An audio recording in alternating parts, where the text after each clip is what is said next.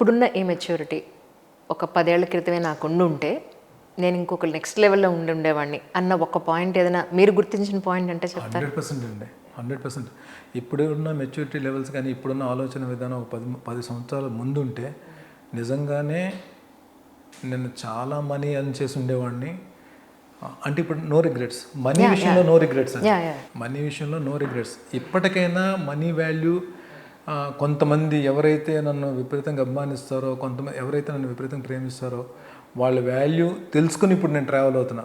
అప్పుడు ఏంటంటే take it గ్రాంటెడ్గా తీసేసుకునేవాడిని, ఇలాగే ఉండాలేమో అనుకునేవాడిని. అప్పుడు అలా కాదు, అందరికీ నచ్చేటట్టు ఉండాలని చెప్పి నా వ్యక్తిత్వాన్ని ఏం మార్చుకోలేదు. బట్ అది తెలియకుండానే ట్రాన్స్ఫార్మ్ అయింది.